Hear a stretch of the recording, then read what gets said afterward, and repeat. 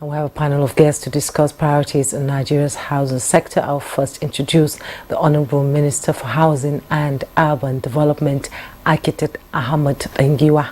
You're welcome to Good Morning Nigeria. Thank you very much. This is the first time you were here as MD, yes, Mortgage Bank, and now as Minister. Sure. Congratulations on your appointment. Thank you. So you're welcome, Mr. Minister. Also joining us in the studio, he is Architect Abimbola Asien. She's the Director of Public-Private Partnership at the Ministry of Housing and Urban Development. Madam, you're welcome. Thank you very much. Thank you for having me. It's a pleasure to have you join us. Okay. Thank you. Now let's start with the Minister of Housing. What were the major constraints you met on ground that currently affect the country's housing development when you assume office? Well, thank you very much and good morning, Nigerians. As Minister of Housing, when I came on board, I was appointed. The first thing is even to find what is the housing deficit that we are having currently, because it came with a lot of conflicting figures, some 17, some 18, some up to 28 million housing deficits. So that's one area at which it makes planning even very difficult, because you don't know what you are facing, the challenges you are facing. So the first thing we did in seeing that through was to ensure that we know the exact deficit. We found an agency within the federal agencies, National Population Commission, that they were charged the responsibility of undertaking the national population and housing census of the country. So if there's an agency that's charged the responsibility of housing census, then you should go to that agency, collaborate with them, and know how you can get the deficit in the housing. At least they can know the population of the country, that the number of people that are living in the country. And if you have that, they should know how many people are the average household, number of people in each household. And if you know the number of houses you have gathered, then you could be able to know whether the houses are adequate enough to cater for that population, or there is even a deficit. So that's what we are collaborating with them. We have invited them to our office and we've discussed, we have seen the questionnaire they are going to administer during the Population Commission to ensure that it captures some of these indices that could be able to achieve the housing deficit that we are having. The second thing is the capacity of the institutions, the federal housing institutions that we are having currently. We find that the laws are there. We have a lot of land housing policies that are there, as you said earlier. Those policies are there and they are workable. But the federal housing institutions that are supposed to deliver on those policies, they need to be strengthened. That's why we have to now reform all the federal housing agencies that are there, and this is one of the tasks we are doing. We have set up a committee, we are about to integrate it with all the clear terms of reference for them to deliver effectively. And then the next one is the affordability. You'll find that many Nigerians cannot afford the houses they can afford to buy because of low income, and cost of building materials is high. So the time the individual, either a developer or the federal agencies, are building the houses, they build the houses based on the current market rate, what they found. And at the end of the day, you'll find that those housing agencies are no more sustainable, are no more affordable to most of the Nigerians that are there. So that's why we have to sit down and look at it again.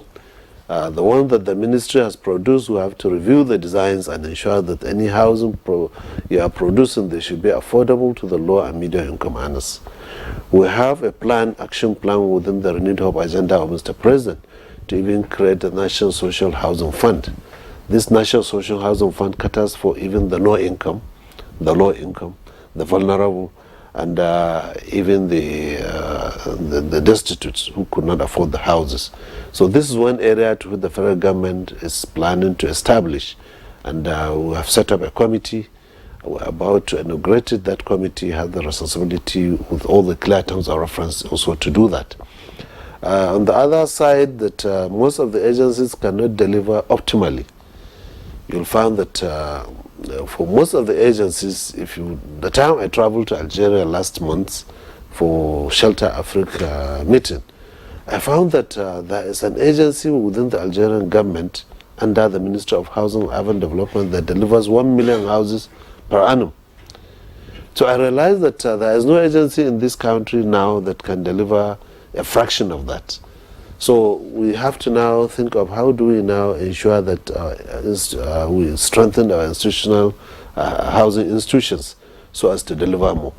So these are some of the issues that were met, and we are trying to overcome them. The other issue that we are lucky Mr. President has established us as a ministry independent of the Minister of Works and Housing that we used to be. We are now decentralized in order to do that. With added mandate, we are not only housing, we are a Minister of Housing and Urban Development. Urban Development deals with the slum upgrade and urban renewal. Most of the people that cannot even afford to buy houses, they will need their environment to be upgraded. So that's what the ministry will now focus on, slum upgrade and urban renewal. This one area that will benefit even the no income, whereby you go into an environment or into a slum area, do some drainages, do some little road networks for them, provide security, improve sanitation, and ensure that the people living there, they have a decent living conditions to live in. Yes, indeed. You know, Nelson Mandela in his book called, A Long Walk to Freedom, said a man is not a man until he owns a house of his own. And I put women here now because women, it's one of the basic needs of human, a shelter, and it's very crucial to the welfare of every human being. Experts have said that most of the time, policy on housing has always been on paper. It never left the drawing board. What are you going to do differently now in Nigeria to make sure that the narrative changes for the better for Nigerians? Well, first and foremost, you need to know that the President Bola Ahmed Tinubu GCFR, one of his priorities in his action plan even during campaign was to provide decent and affordable housing for Nigerians, because he realized that housing brings prosperity, brings social stability, and it even brings pride to a family. And also housing to a government is a way of job creation, it's a way of economic reform, and it's a way of lifting many Nigerians out of poverty because it creates jobs. So these are some of the policies of Mr. President when he came on board. And he charged us with that responsibilities. And what we need to do differently, as you rightly said, is that these policies, as I said earlier, are there. Not that they are not good, because they were made by experts in housing and environment and many other experts combined to make these policies. And those policies are workable and they can work even in Nigeria. But the institutions need to be there to reform them.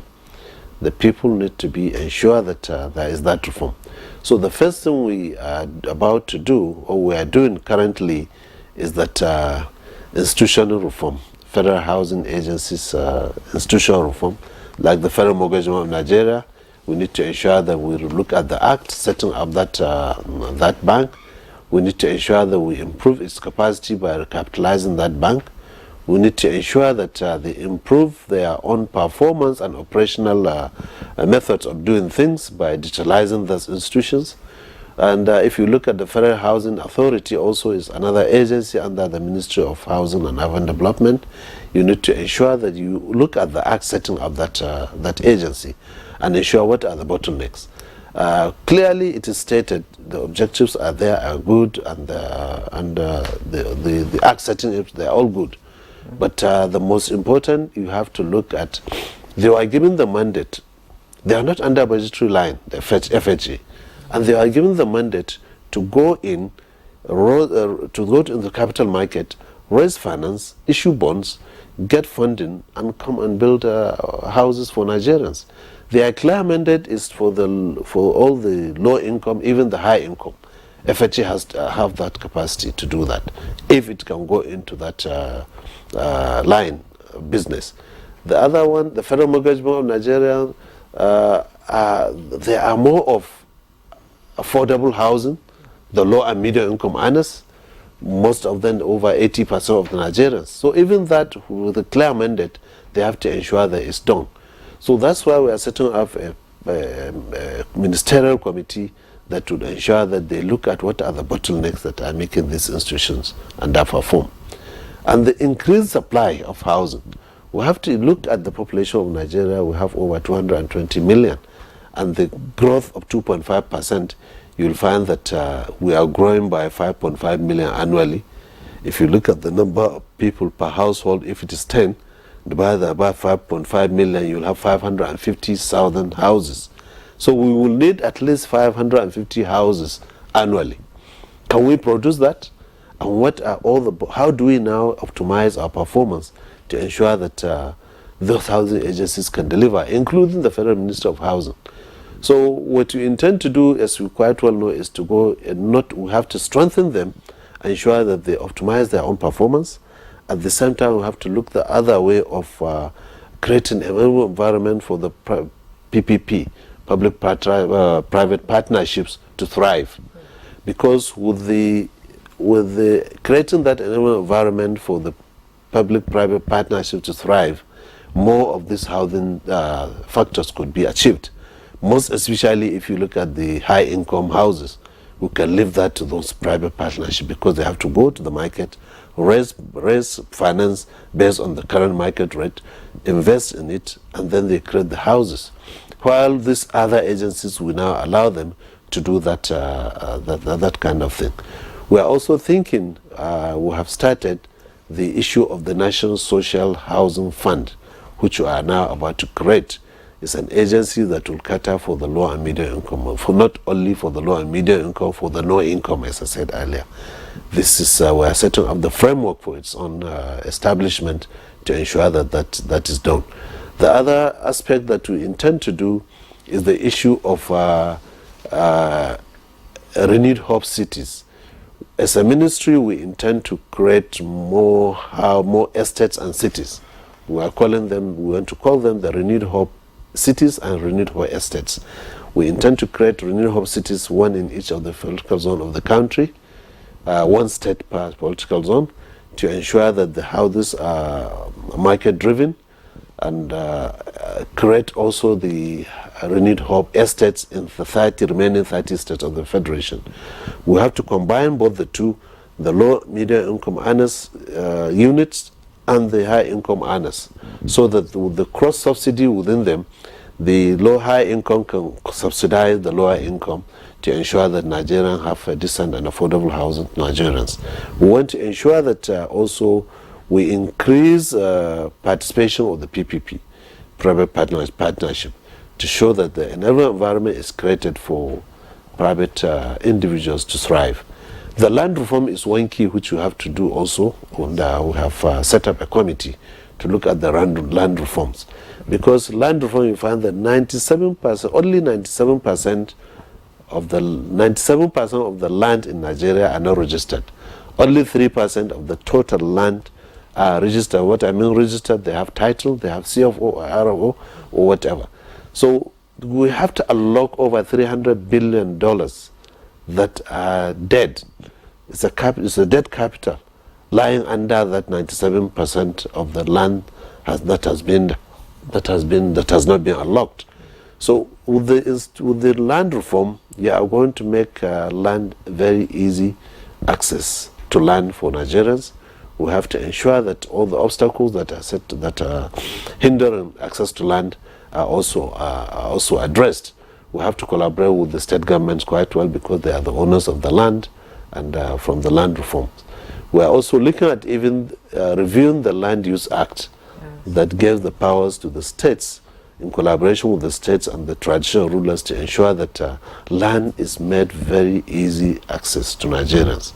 The mortgage sector, which is the model mortgage foreclosure law, is one law that, if it is adopted by all the states of the Federation, is going to make access to mortgage more easy, and it will even encourage private sector investors to come and embrace the mortgage market, because the mortgage market is not is just very little compared to other nations that we're having. So these are some of the things that we intend to do, and we're currently doing. Committees have been set up, tons of friends already done, deliverables earmarked, and even the timelines were done. It's a matter of now integrating these committees in a couple of weeks. Thank you very much, the Minister, for enumerating all the plans that you have for the sector. And we know that the sector is bedeviled with a lot of challenges, which you have also highlighted earlier, where you were responding to the question. But my question is, I mean, you've been in the sector for a while now. You're not new in the sector. You are the MD of the Federal Mortgage Bank, and we know that most times people have difficulty in accessing fund and the Federal Mortgage Bank. And besides that, this issue of land grabbers and all that, which I would like you to speak to as well. But how come all these problems that you have enumerated, they are lingering for so long? And because government after government, have been coming up with numerous solutions to these problems, but they seem not to be able to hit the nail on the head. So what exactly is the problem? Why is the problems lingering for so long? Well, as you quite well say that most of the laws or the policies are there, but the implementation is what has been the issue. You made mention that the access to mortgage has been a difficult thing over time. Quite well, even the time when I came to the Federal Mortgage Bank, I found those issues lying down. But we did a lot of reforms at that time to ensure that access to mortgage becomes easy and access to housing is streamlined and made very easy. One of the first things we did at that time when we came on board, we found that most of the Nigerians cannot access mortgage because of the equity contribution you have to pay. High equity contribution you have to pay up to 30%. So the time we are there, we ensure that we reduce that equity to 10%. Anybody that has to have a loan from 10 million up to 15 million, above 5 million up to 15 million, we reduce it from 30 to just 10%. Below 5 million, it used to be 10%, we now reduce it to only 10%. That made it much easier for Nigerians to access mortgage. Despite that, after a couple of months, we realized a year after, we realized that they still have some little problem. Some cannot even afford the 10%. So we now we created another product, we call it rent to own. It's a rent to own whereby we build the houses, fund the construction of those houses, and Nigerians can go into those houses as a tenant, renting the house. At the same time, he's paying his tenancy rate. At the same time, he's paying for the house. At the end of the day, the house becomes his own. So this is one product which we established. At that time of establishing, we fixed it at 9% interest rate. Over another year, we found that 9% is also a hindrance. So we now reduce it to 7%. And that's what is now going on. Despite creating that, we found that some Nigerians cannot even afford to do that. So we created another window, which is individual construction loan. Okay. Individual construction loan, get a land with a title, do your own design that suits you, cost it that you can afford according to your affordability. 1/3 of your salary, which 33% of your income can buy for you, and then approach any branch nationwide where that site is located. So with that, people are now embracing it. You can build a house of 3 million because you need a shelter. You can do incremental construction. You needed 3 bedrooms, but you start with 2 bedrooms, right? Later you make room for additional some few walls, and then it becomes a 3 bedrooms. So we have made all those things easier for Nigerians to do that over time. We did this in 5 years. We also created another product, which is cooperative housing development loan, whereby if you cannot go individually, you have a cooperative society, whatever its name, as long as it's registered, with the cooperative society, get a land, then do a design for your members who need the houses, according to affordability, and afford Federal Mortgage Bank of Nigeria. We have funded over 100 cooperative houses the time I was there. of various number of houses for those cooperative society to build the house by themselves. And then after they build the house, how do they pay the loan? We create mortgages for those people, either rent on or the mortgage. And that's the way Nigerians have become, we have made much easier access to that. So these are some of the things we have done during that time, and it's still existing and it's still thriving. And we still need to do more to ensure that we make easy access to Nigerians, easy housing access much easier to Nigerians. These are some of the things we have done, and we will continue to do that now with this committee of reforms we are establishing. They will look more into it and ensure that housing become more affordable to Nigerians. Actually, Minister, I want you to speak to that, your initiative, the cross-subsidy initiative. What is it all about? Can you give us an explanation so that the people, Nigerians, can understand what the initiative is all about? Well, it's an initiative whereby when we come, we find some of the houses being designed at the ministry are not that affordable. So we set up a design committee. They look at all the designs we are having, and then they were tasked to design another set of houses that are more affordable.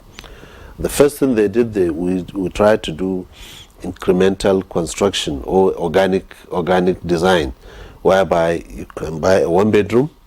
You can have the same size of land, 50 by 100 sizes for the one-bedroom, two-bedroom, and three-bedrooms. The essence is that that one bedroom can one day become a two-bedroom, another day can become a three-bedroom. Incrementally, the off-taker can increase the house as his family grows, or as he can afford it.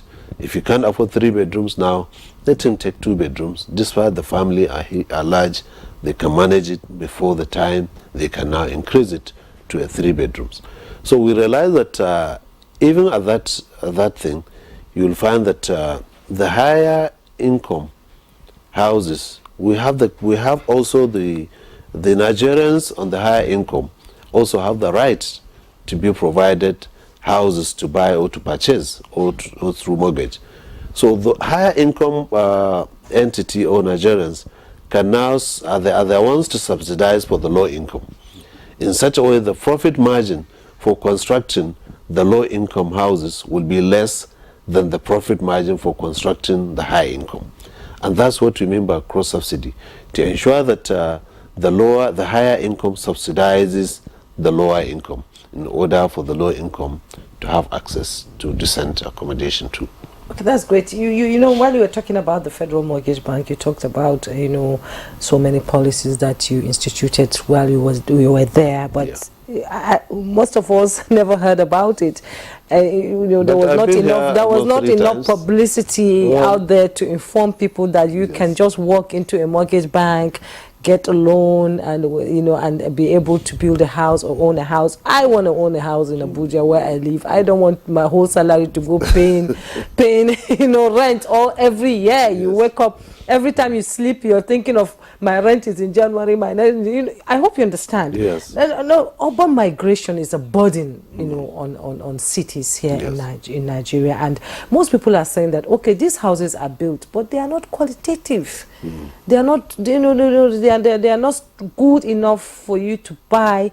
But if I, as an individual, will go in with my NHF, my National Housing Fund, which people say 2.5% is too small deduction for civil servants like us, is there a way you can, just like you're reviewing the Land Act and all that, review the National Housing Fund? If I want to contribute on my own, I can just put into my account whatever money I have. Is there a way it can be done so that maybe in 10 years I'll be able to buy a house, maybe like 50 million or so? Or does it have to be from the salary itself alone? Well, not necessarily from the salary. The time they are profiling you for a loan, they will take your own salary as the first line of charge. 33% of that salary, what can it buy for you for the remaining months of your service? That's your own affordability. But you can upscale it by telling the profiler that, no, I have another source of income different from my salary that I can supplement. To which, with that, they can now upgrade you from the normal 10 or 15 million you can afford up to 50 million. Okay. So now the federal mortgage bank is giving as a land after I left there, they are giving loan up to 50 million for an individual to buy his own house. The issue of the NHF that you said that the 2.5% is low, quite well is low. But even at this low, we are finding it difficult even for some of the Nigerians to contribute to that 2.5%. There is a state, many states now that they are not even contributing. For the mere fact that they feel that there's a deduction of this or the other one, or they have gotten a loan, local loan within the state, and now the government is deducting 2.5% of them. So if the Nigerians were not compelled to do that contributions, they won't even do it. And that 2.5% is low, is not adequate enough to do that. So that's why some of this reform team, they're even looking at the act, setting up those institutions. And currently, even the act, the NHF Act, there are a lot of contraventions, or they are not. Most of the act's laws were not followed by some of the institutions, financial institutions, because the act there, where it said that commercial and merchant banks are supposed to invest 10% of their loan portfolio.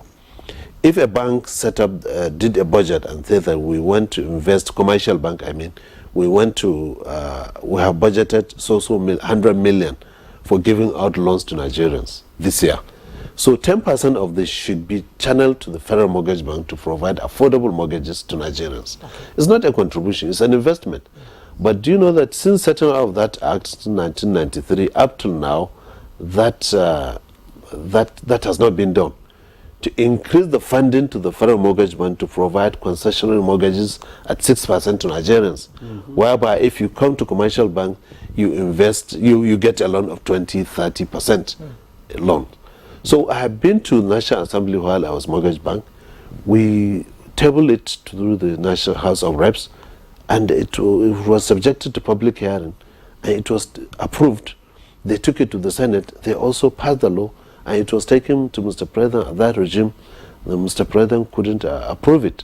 Now we have to take it back again, while we have to look at it and know what are the bottlenecks that are not making it happen, so that now the new National Assembly could also pass that law for that.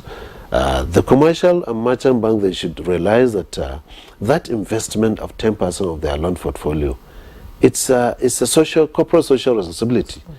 Because not everybody can go to commercial bank and get a loan of 30% to build a house. But there's an agency set up by a government to create concessional mortgages, loans, to Nigerians, especially the low and medium income, and who are 80% of the population, to access these loans. So those constraints you are saying are these constraints that are making access to mortgage more difficult for Nigerians. Yes. So the state governments and others have to ensure that their citizens key into the NHF and pay that contribution, deduct and then pay. The Central Bank of Nigerians are the ones to deduct that 10% or to collect that 10% of their loan portfolio of the commercial banks and then invest into FNBN, who are managing the NHF to create concessionary loan for Nigerians. So if that is not done, it's going to be difficult for Nigerians to have that. The president of this country, honestly, is passionate about housing, and it's part of his Renewed Hope agenda to ensure that that is done. That's why when we sent for his own approval to set up this committee, he graciously approved. We should go ahead and set it up, and then let it start working. And ensure that when it starts working, we will take it to FEC again for the federal government to look at it. Those that need to go to National Assembly, it will be sent to National Assembly as an executive bill for subsequent passage of the... Accelerated, I hope. Accelerated, very well. Yes, so that it will be passed. So that is what the government is doing rightly, and ensure that Nigerians have access to decent, affordable accommodation. Thank you very much, Honorable Minister, for giving us insight into all those efforts by the government to provide affordable housing for the populace. But we still have in the studio our guest, Architect Abimbola Asien, who is the director of PPP, that is the Public-Private Partnership. I know experts in the housing sector believe that government alone cannot turn the tide and close the deficit gap in the housing sector.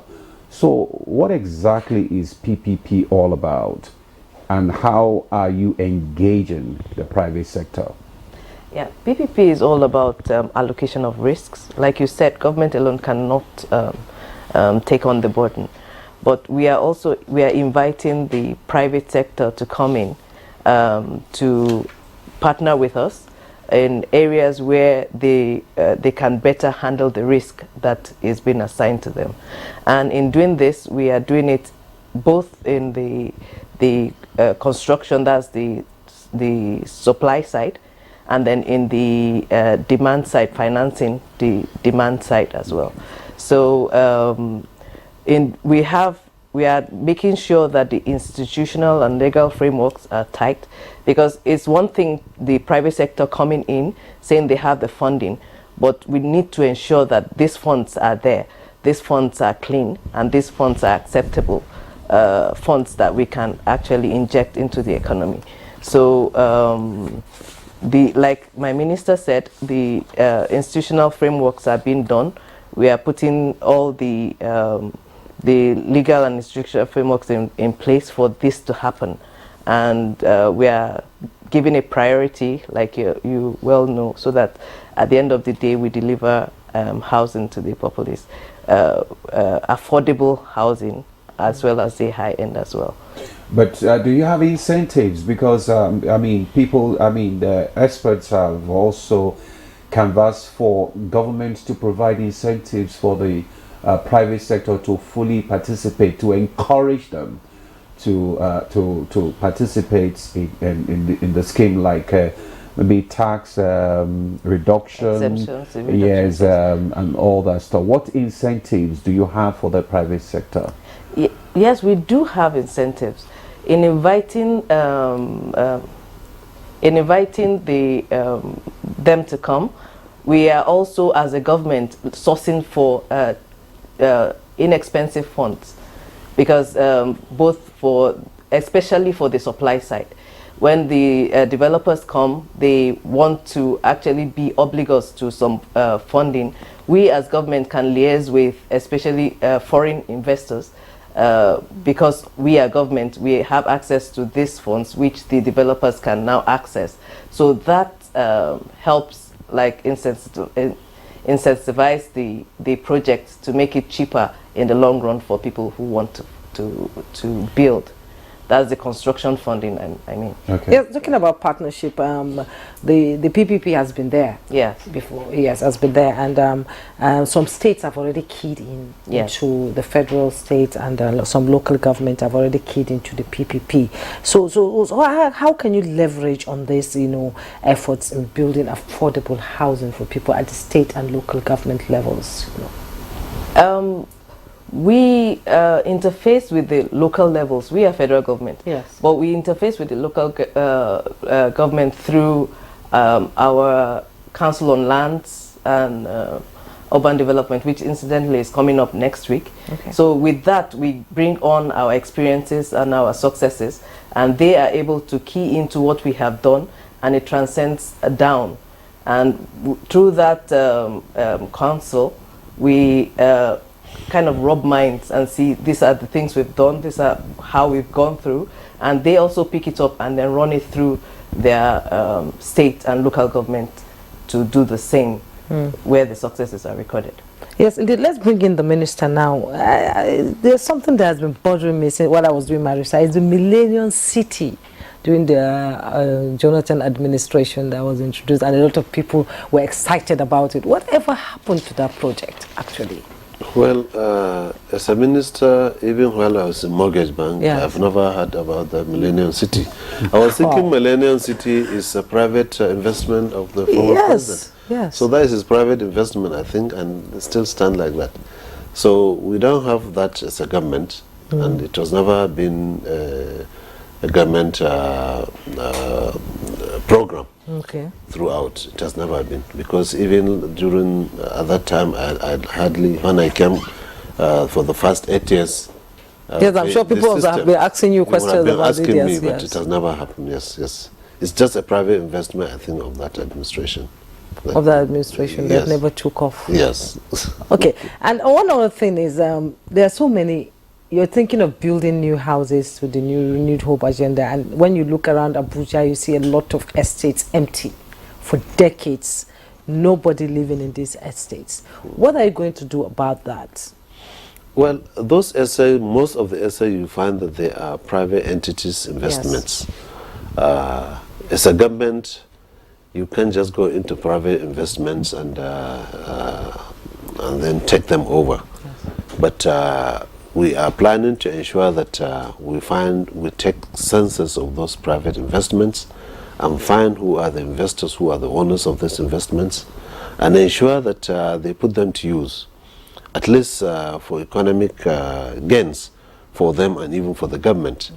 The next thing we have to be doing is to task an empty house more than tasking an occupied house, so as to compel you to put it to either rent, so that at least you can improve the economy and some people can start using it. That's what we intend to do, but we have not started. We are now thinking of how to take stock of those empty houses to ensure that that is done. Because as far as we are concerned, they constitute a lot of, I can say that it's a conflict of interest, it's a conflicting issue.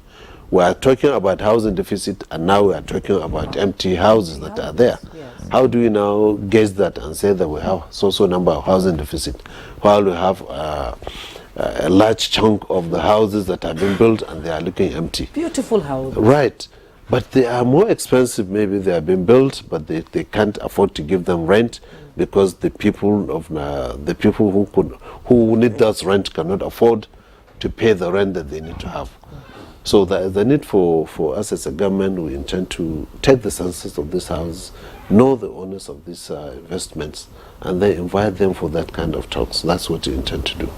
Okay. Yeah, you've talked about the several plans and schemes that you have for the low-income earners and the medium-income earners, and which also necessitate your initiative, that is the cross-subsidy. But what you have left out a part of the society, that is the physically challenged people, because these plans must be all-inclusive. So what plan does this ministry have for people who are challenged physically?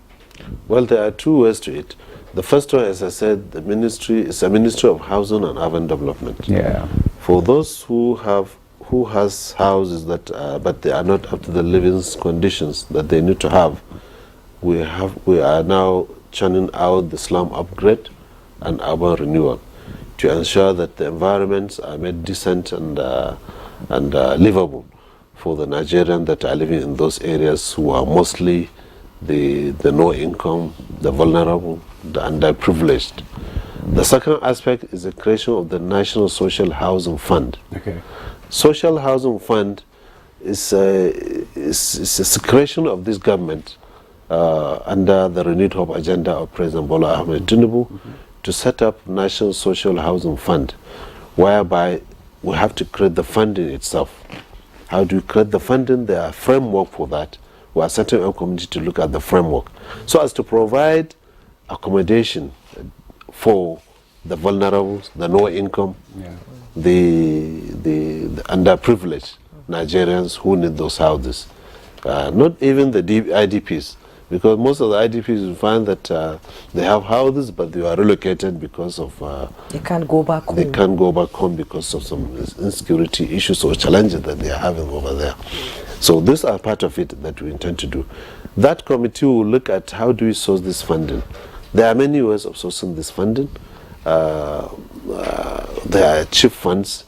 There are donations by citizens, subventions by government, and ensuring that also we incentivize some of these corporate social responsibility issues that can be able to come on board and ensure that. So with that setting of the National Social Housing Fund, is going to cater for those categories of people that mentioned. Okay. Okay, let's bring in Architect Abimbola now into the matter. Talking about land developers in Abuja and across Nigeria. What is the role they play? They get this land from government, then they cut the land and sell it at a very exorbitant, price. So how are you monitoring these public sector developers in Nigeria to ensure that they don't shortchange Nigerians in selling the lands to them? I would like to change the narrative. They don't get the land to sell. Okay. What we partner, like I said, is all about allocating the risks. Yes. We sometimes bring in the infrastructure to make sure that the houses are affordable, and they are mandated to build and sell at a particular regulated price, which is in their DLA, that's the agreements they sign with us, and their MOUs that tie them to this particular contract. So they don't get the land and sell off. Because at the end of the day, when the buildings are built, they still have to come to us for the CFOs that the end users are given. So we don't give them the land outrightly, but we have That's why they give their deeds of assignment. Yes, deeds of assignment. And then when they finish the houses and all the conditions are met, they still have to come back to the government to be assigned the CFO, but not to them, but to the individuals that have taken these houses. So those are kind of like regulations that make it impossible for them to just go rogue and go on their own and sell these houses. Well, it has been happening. Well, not with our ministry, because the PPPs are not just federal government level. Yeah. You have the state governments, the local governments, which is not under our own purview. But the ones under our purview are those ones, and we ensure that these are really well managed. And we are also strengthening this particular framework, so that one thing that we know that we have is that they may come with us thinking that they have the capacity and tie up our lands without them building these houses. But there are conditions. They cannot renew the DLAs if they do that, or they don't conform to what we have. And then we also are putting in stepping rights to make sure that we take back those lands if those conditions are not met. How long does it take before you decide? Usually we have 7 years and then maybe an extension of 3 years, but we are reviewing it downwards because we feel, because of the need for the houses, it could be maybe 3 years and maybe less. If you cannot perform in 3 years, that means you do not have the capacity to even engage in the first place. So we don't want land grabbers or hoarding our land and keeping it for so long before you now utilize it. So with those conditions and those agreements signed, I don't think that would happen, even if it has been happening. You talked about land grabbers, and how do you monitor these issues of these land grabbers? And because a lot of people will go to purchase land, and before you know, you find out that the same land has been sold to 2 or 3 other persons, and it's your sector, monitoring things like that to ensure that this problem is solved. Sale of land is not under our purview. We have our own land as federal government. And these lands that we give to the developers to develop. So, and we ensure that... But some of this land that you give to developers to develop, sometimes they have issues with the state government, or, because the state government said, who gave you this land, and they'll just move their equipment there and start destroying the properties. So, those are some of the fears that people express when they want to, build or whatever. No, although we have the land, we are still regulated by the state government, so we still have to take our drawings for approvals. So we ensure that we liaise with the state governments, with our controllers in the field, and they rarely happen. At least since I've been head PPP, we don't really have that kind of conflict with them as much. So as long as we have our papers all right, and we try to have that, I don't think we have such problems. Okay, that's great. Let's look at the ministers. Let's look at the issue of climate change, the impact on housing. How are you addressing it? How do you intend to tackle that challenge? Well, the issue of climate change that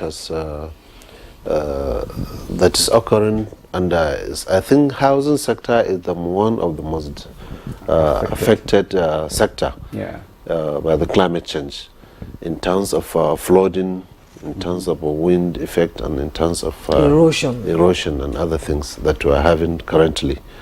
Because we have had instances where some of the estates that have been built, they have been taken over by a lot of floods and erosion and other sectors that we have to contend with. So as a ministry, we have just celebrated the World Habitat Day last week.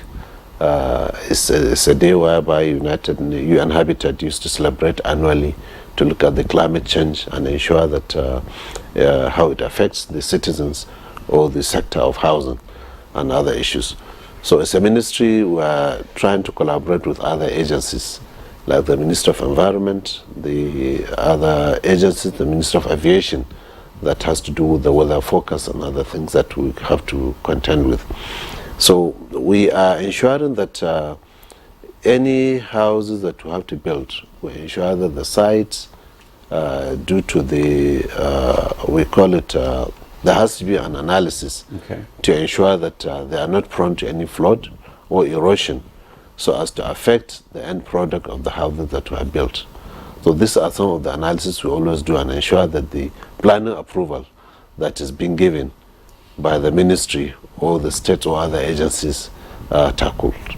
Okay, my colleague asked you a question the other time, which has to do with creating awareness about the government schemes and programs, that people are not well informed, and besides they don't know how to assess all these schemes and funds and all that.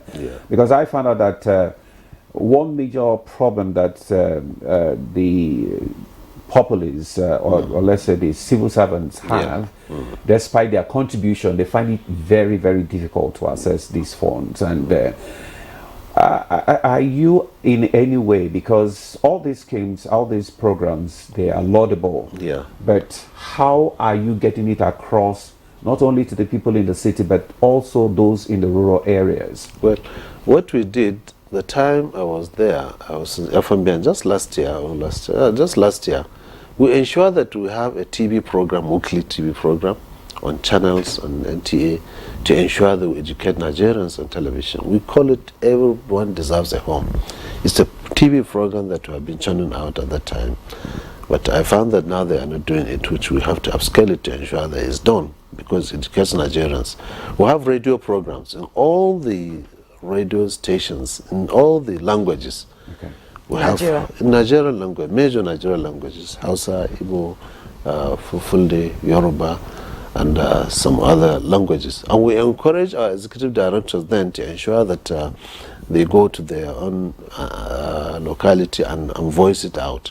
And we have state coordinators or managers in every 36 of the federation at that time, which are doing that. This is what we need to upscale now to ensure that Nigerians are into that. There was a program we keyed with the Nigerian Labour Congress. At that time we were there, Nigerian Labour Congress, the Trade Union Congress, and the NECA, to ensure that for every state, the branch managers collaborate with the labour centers and ensure that what are their problems or challenges of accessing houses, for them to now upscale it to their governors to provide free land, accessible free land for them. And then they approach FNBN to get the land, the funding to construct those houses. We call it NLC, TUC housing estates. Whereby those houses, the time I was there, we constructed over 24 states of the Federation. The state that were not constructed, it's the state governor that couldn't give free access, free land. And that's what I've been doing. Currently, I think they have even invited me to commission some of these estates. So this is what, as you quite well said, that people need sensitization. A lot of Nigerians need enlightenment of that, because FMBN is the easiest access to access affordable access to mortgage at a concessional rate. And that's why we have to strengthen that. Recapitalizing the federal mortgage went to the tune of 500 billion naira is one key which you have to pursue as a government and ensure that within this regime is done. And other agencies like the federal housing authorities, they are not under budgetary line. So we are now encouraging them. You are not under budgetary line, and you are said that you can go and access funding and build houses for Nigerians, whether they're affordable or not. So these are the institutions that we have to ensure that they start optimizing their own performance for the benefits of Nigerians. This is what we intend You to talked about Actually, programs. I Yes. wanted to speak more on your collaboration with the state government and the local government. Well, because in providing housing, because federal Yes. government alone cannot do it. Yes. As you are engaging the private sector, what about the state government and the local government, the communities especially? Yes. Because like now I'm working in Abuja, and what if I say I don't want to own a house in Abuja? I want Yes. to own a house in my state. In your state. Yes. So how are you bringing the state governors on board to ensure that people who work in the federal government can also access land? Well, and the own first home at the home? first factor of housing is access to land. Yes. And this land is owned by the state governors. Last month, I wrote a letter, I signed it and sent it to all the 36 state governors. Please make available for us 50 hectares of land. Okay.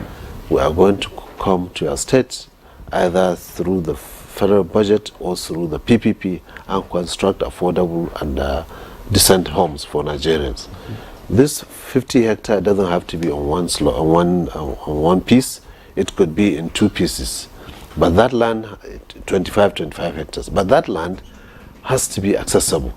Because sometimes whenever a federal government goes to a state looking for a land, they will take you to a far outside land, thinking that the federal government will make access for them and for others to get that land. That was their own thing. That's why most of the National Housing Program houses we have built, you find that they are far outside and people are not ready to go that, and they're not accessible. And because we are federal government doesn't mean we have to make access to you. As a state, you should make all the access for federal government when it comes to provide it, because we are coming for an intervention, and there has to be a collaboration. In fact, I was going to ask that question of providing social amenities in areas, because you find out that most of these housing scheme where they are built is number one, is not accessible. Then secondly, you don't have infrastructures, like good roads, electricity, potable water and all that stuff. So I mean, those are some of the challenges that the government needs to address. But exactly. you address that when we'll take a break now. Right. When we come back, we'll speak on that. All right. You're still watching Good Morning Nigeria. We'll now take a break. Good Morning Nigeria continues shortly. Stay with us.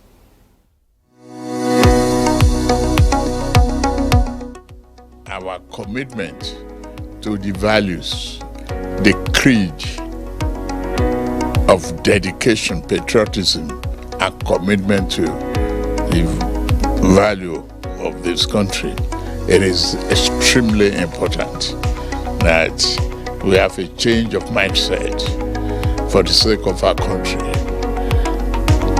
Not for us, but for our children and grandchildren, great-grandchildren, the inheritors of tomorrow.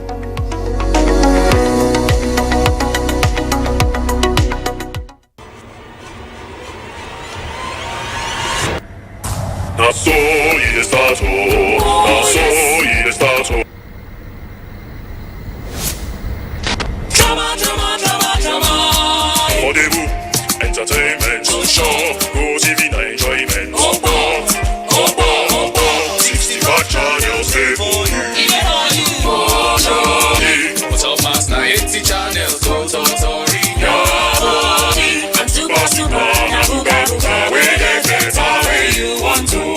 Better entertainment, make you show. Super Plus, now the new package. We get everything for Super. So the Premier League, La Liga, Syria, Disney Channel, Studio Universal and On Top Go TV, now you get the remote with better enjoyment for your fingertips. Go TV, love it. The counsel of our fathers. My advice to these young people is please do not take us back to those harrowing days. You probably do not know what it is. Nigerian youths, let's build our nation together.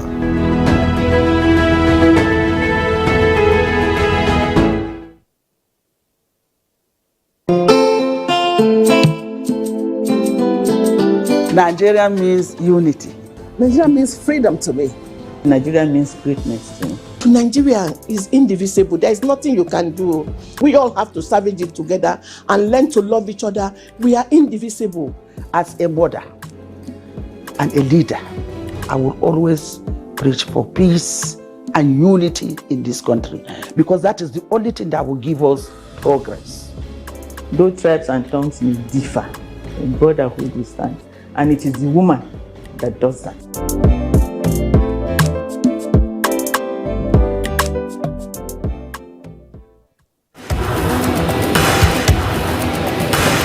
Here is his moment. Kvaratskhelia finally the last season's top scorer before kick-off.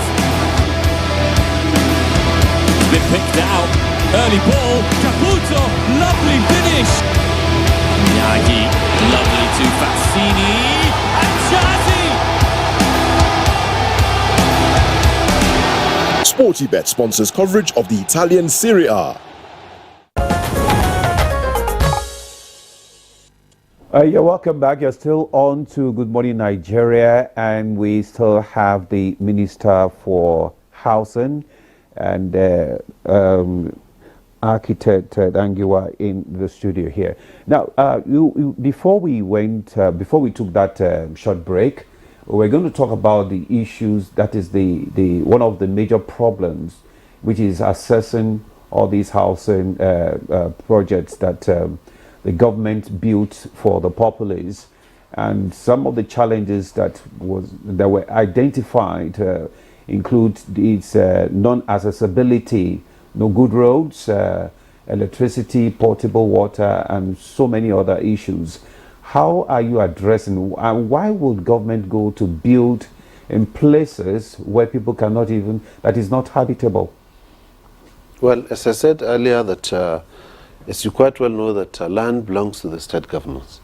The federal government access to land is very minimal, and most of the land you are even gotten from the state. Any federal land, you will find that it belongs to a state that we have. So any time the federal government wants to do a project like housing estates or housing programs, they always refer to the state's request for land for them to build the houses. The state governors never realize that when the state government comes to build the houses, they are building the houses for the benefit of those citizens of that state, not anywhere, not the federal government agencies that are there. So state government had the responsibility to provide accessible land that is that we can build the houses. But most of the state governors, some even refuse to give land. I have cause to know that some of the state government during the National Housing Program of last time, that they refused to give the land, not that because they don't have it, but they just refused. And then secondly, when they give the land, they give land that are way outside, not accessible locations, thinking that let's give them at the outskirts of the town, far away, so that the federal government, while they are doing that estate, they must construct access, they must take electricity down there, they must also take water down there. Not knowing that it's a collaboration we are doing between the federal and the states to ease access to housing for citizens of that state who are Nigerians also. So that's what intervention with the state government is to realize, that this is what we wanted. At least within the estate where we are building, or federal government is constructing an estate, all the facilities, that is the infrastructure, water, electricity, roads and drainages, will be provided together with the housing units. But to reach the estates should be the responsibility of the state governors to do it. I've told you I've written letters to the state governors who are still expecting their response to kickstart our projects for 2024, which the federal government intends to build estates renewed home estate in each of the states of the federation. So that's the issue, and we are trying to ensure that we sustain the state.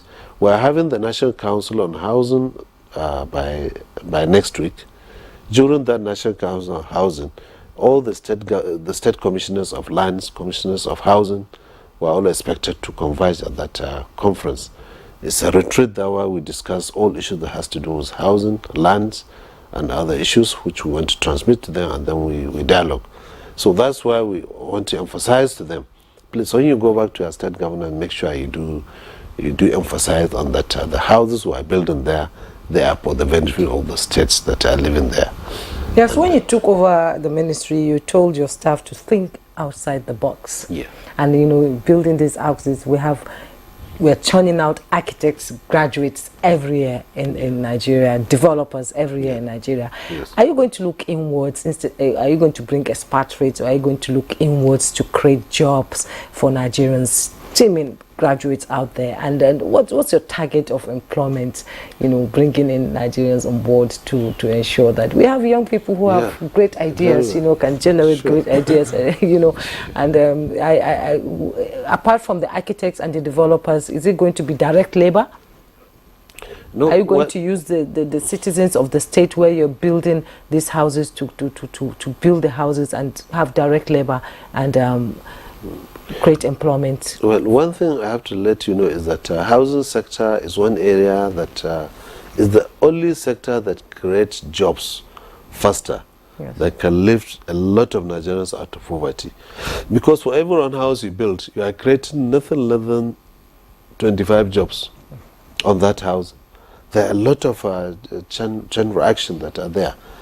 Architects are involved, surveyors are involved, engineers are involved in the designs, quantity surveyors are involved in the designs, then planners are involved in the planning of authorities. When you come to the site, you have the builders, you have the carpenters, electricians, even the pure water seller. Yes. They are all creating jobs for that.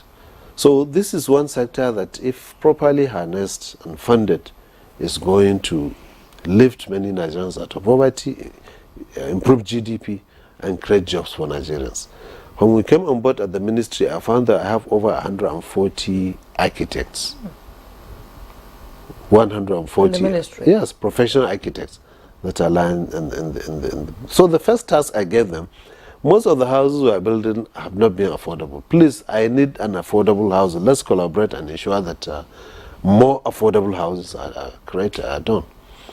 Affordability is what you can, any affordability means what 33% of your earning can afford to buy for you.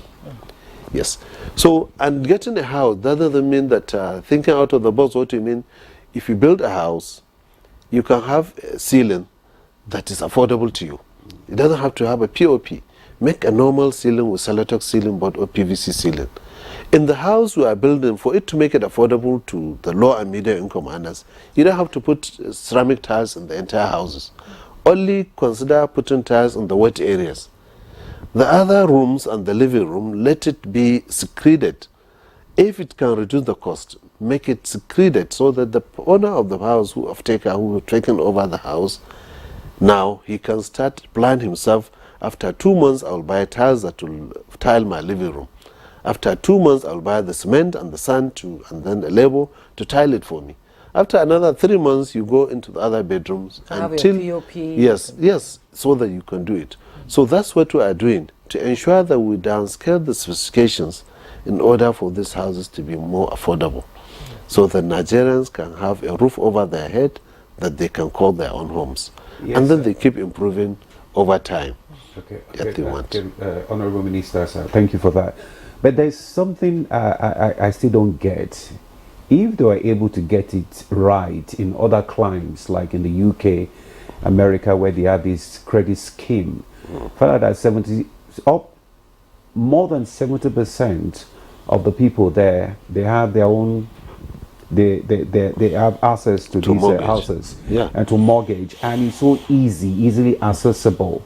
So why are we having difficulty here in Nigeria? I want you to chew on that. But my question actually will go to Architect Abimbola Asien. I want to I want you to speak on the fact that from time to time you hear of stories of building collapse, and you know, most of these buildings do not meet the standard requirements. And I mean, the ministry or your sector, how do you monitor that all these private sector participants, they build according to the laid down procedures they followed? Because most times these buildings are not monitored by the officials in the ministry, or sometimes some of them are compromised.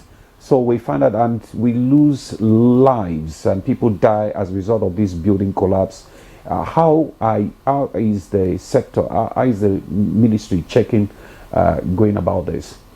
Okay, first of all, I'd like to say that the collapse, thankfully, hasn't been within our own ministry. But how we do the checks is we have controllers in the states. We have land all over the country. So we have our controllers in the states with the cocktail of professionals that are there. So when we hand over the land to the developer, our controllers are also there. So for each milestone that they reach, or they go there and monitor and give reports as this progresses. By that, we are ensuring the quality of work that they give. And the developers, being that they have to sell those houses to the off-takers, it's unlike when you build and just give to the off-takers. Majorly, sometimes they buy off plan, so they are also involved in the construction of their houses.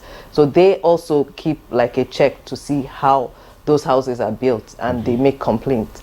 So those are instruments and things that we use to ensure quality. If I may add, you'll find that the building collapse are the many factors, at least 3 or 4 of them, that usually causes it. The first one is the designs. Yes, so most of the people, they don't consider getting professionals who design the houses for them. So at the end of the day, the design has been faulty. And even if the design is done by a professional, you'll find that during the construction, the supervision who will supervise it, you will feel that since I've given an architect or an engineer to design it for me, I don't need to engage him again because the additional cost, I'll just tell my mason or anybody to just supervise it for me, or even your brother to just look after it. But don't you have people in the ministry that to monitor and evaluate these things? Ministry are in charge with the responsibility of getting control of buildings that are under your own purview. Most of the state governors, state ministries of housing or states are the ones to give approvals for the buildings within their own domain of their states. Federal don't give approvals, building permits to the construction of houses in their own states. They're talking about the federal government. The federal government. So for the federal government houses, you'll find that there is no state that doesn't have a state controller who must be a professional, either an architect, engineer, or a builder, or planner, or professional in the built environment, who are usually assigned to monitor the construction of the federal houses, federal buildings. And you'll find that most of the building collapse are not with the federal buildings, but they are with the state buildings monitored. Because I've had, even since our coming, we have had a series of at least 3 or 4 incidences of that. And even at that, we will send our state controller. I have cause to even tell the state controller to go to the scene of that collapse, assess it, and then approach the state and find out what are the causes of that, and then send it to us. We set up a committee who will look into that, and then we also advise the states. This building has collapsed because the design was faulty. So your agencies who are in charge of giving approval must ensure that this is done. And you ensure that you sanction the officer who even gives approval on this faulty design. This design was okay, but there were no proper supervision by your agency. And this building, there was supervision, there is that, but the problem is that the quality of building materials used were low quality, right, substandard. So these are some of the factors that usually brings building collapse.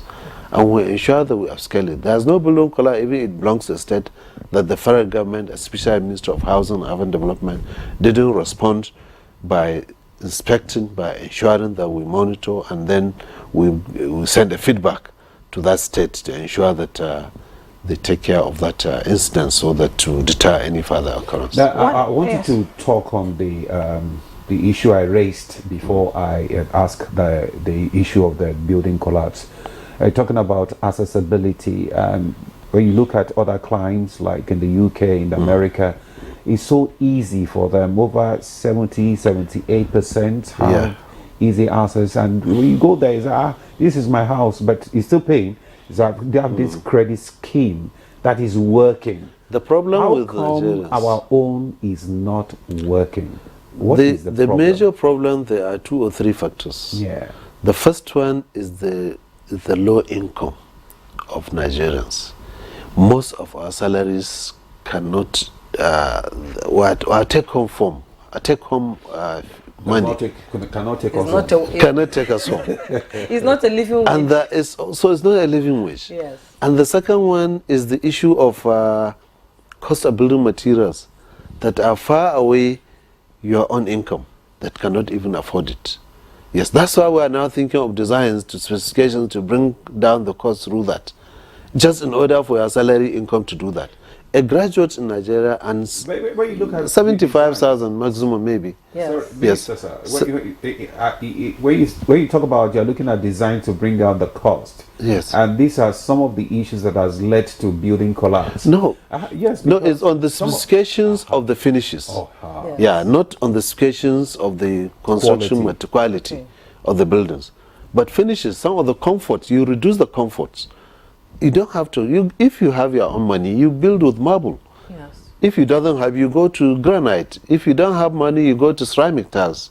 If you don't have money, you go to screeding with a ladder on top of it. Yes, right? That's what we do. Talking about so for that issue to happen, there has to be, and the building materials cost is getting higher. Yes. So what the government is doing about ensuring that we have the building materials is brought lower. This renewed hope agenda, we are thinking of building building materials manufacturing hubs. With that building material hub, we want to have it 1 in each political zone of the country. That's 6 number. The building material hubs entails building site and services site, whereby the low manufacturing to the high to the medium are given enabling environment where made for them to construct their factories there, so as to enhance local building materials manufacturing within the country, so as to reduce the dependency on foreign materials. That will also bring down the cost. So if you're able to do that, people will be able to have access to those building materials, because we are building it within your own geopolitical zone. It reduces the cost of transportation for you. From the north you have to go to south, from the south you have to come to north to buy those kind of materials. Within every geopolitical zone we have a building materials hub, while the building manufacturers will be provided with all the facilities for them to build it there. That's one aspect of it, because as I told you earlier, the low income of Nigerians is one factor that could not afford us to buy those houses, coupled with the fact that the building materials are becoming more expensive and higher. That's why we have to thank the BUA manufacturing, at least for reducing the cost of that cement to the barest minimum. So there are some that needs to be imported. Yeah. So how will you have access to forex, which is... There is no building material that we cannot manufacture in the country. Okay. So what the government wants to do to ensure that we create that environment for them to build it. The components are the cement, the next thing is iron rod, the next thing is roofing sheets, the next thing is the aluminum windows for windows. All this could be manufactured here in the country. Including the ceramics for the toilets. Including the ceramic and other things. Before we draw the curtain on this conversation, let me ask Architect Abimbola Asien. You are the Director of Public-Private Partnership. What challenges do you encounter when you engage this private sector? What are the challenges in just 1 minute? Yes. The major one that I know is that the developers come in thinking that the partnership is like a traditional contract. expecting that government will bring in funds where they don't have their own funds. And they give land. And then they'll give you land. But that is not the case. They need to be able to pull their own weight. But with this administration, we are now ensuring that that doesn't happen. And you will find them tying up our land for years and then not doing anything with it. And so with that... Don't you have time limit for... We do, but then they keep it. And then if we give you 7 years, we don't expect that you keep it the whole 7 years. We expect construction to start maybe within the 3 months if you are a capable developer. But that doesn't usually happen. And so with that, we will now have conditions, we'll limit the time that you're given that, and then we have stepping rights that will come in. If we see that you don't have traction, we have the right to now come in and reassess the situation and then take it up. That's the major challenge. And then I know that the developers also have challenges. Having access to cheap funds is something. And we are trying to help out in this by bringing in foreign partners like IFC, Shelter Afrique, to see where they can come in and then give easy finance to the construction part and then make our houses affordable. Thank you. Indeed, one last word, Mr. Minister. Is it possible for everyone to own a home in Nigeria in 10 seconds? Well, it's possible for under the Renewed Hope agenda. Under the Renewed Hope agenda, yes. That it's possible for Nigerians to own homes, especially what you can afford. If Nigerians can, we are trying to see that we created an environment for Nigerians to go back to the basics and ensure that you build your own house based on your own income. Right. This is one area which you have to do. If you don't have an income for no income, that's the option of the National Social Housing Fund that we intend to create. Okay. Any timeline for the growth in your sector? The growth, we have a maximum of 8 years. Right. But within the next 2 years, you will see that Nigerians are smiling on that, and things will be better. So you take your word to the bank. Right. 2 years. Yes. 2 years. Yes. So I can own a home in 2 years. Very, very well. That's great. Honorable Minister of Housing and Urban Development, Architect Ahmed Dengiwa, thank you so much for coming on the program and shedding so much light. I'm sure most viewers watching it have learned a lot and know how they can access and be able to own a home. Thank you so much for coming. Thank you very much. Architect Abimbola Asen, Director PPP at the Ministry of Housing and Urban Development. It's been a pleasure having you. Thank you for having me. Thank you. Well, that's Good Morning Nigeria. Today we'll take sports now. Yeah, the conversation segment is over. Sports is next. Sports package. Alexander Usyk hopes his heavyweight world title fight with Tyson Fury will take place in February in Saudi Arabia. The Ukrainian was set to fight Fury on 23rd December, but promoter Francois